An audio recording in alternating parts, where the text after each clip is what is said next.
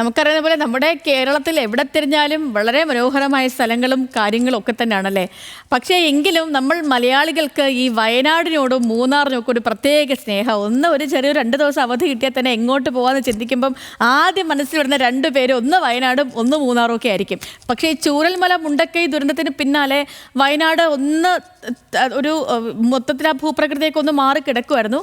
പക്ഷേ ഇപ്പോൾ വീണ്ടും സഞ്ചാരികളുടെ പർദീസയായി തിരിച്ചു വരുന്നതിൻ്റെ പാതയിലാണ് വയനാട്.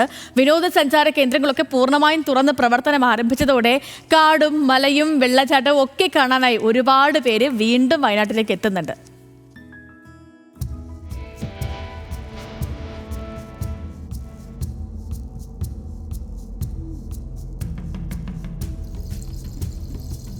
ഓരോ സീസണിലും ഓരോ തരം കാഴ്ചകൾ സമ്മാനിക്കുന്ന വയനാട്.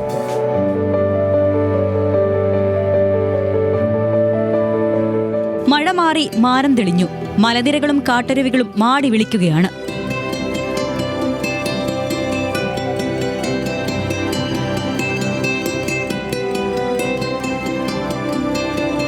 ഉരുൾപൊട്ടലിന് ശേഷം വിനോദസഞ്ചാര കേന്ദ്രങ്ങൾ വീണ്ടും തുറന്ന് പ്രവർത്തനം ആരംഭിച്ചതോടെ വലിയ പ്രതീക്ഷയിലാണ് ടൂറിസം വകുപ്പും അതിനെ ആശ്രയിച്ച് ജീവിക്കുന്നവരും.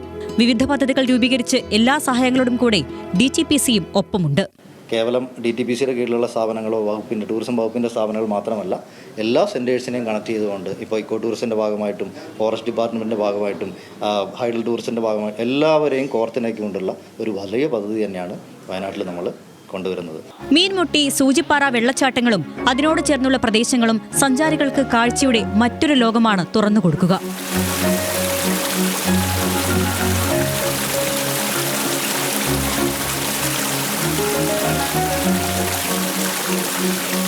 കാടിന്റെ സൗന്ദര്യം ആസ്വദിച്ച് വന്യജീവികളെ കണ്ടുള്ള യാത്രകൾക്ക് കേരളത്തിൽ തന്നെ ഏറ്റവും മികച്ച അനുഭവം നൽകുന്ന ഇടമാണ് വയനാട്.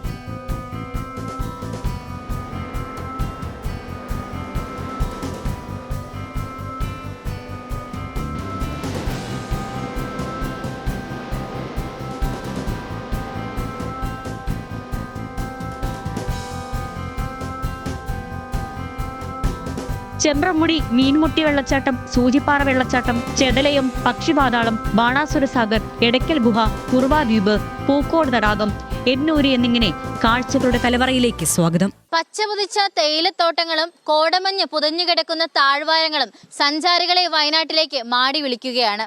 ഈ സുന്ദര കാഴ്ചകൾ കണ്ട് വയനാട്ടിൽ നിന്ന് മടങ്ങാം. ക്യാമറമാൻ റിന്റുവിനോടൊപ്പം ലിനറ്റ് വർഗീസ്, ന്യൂസ് മലയാളം, വയനാട്.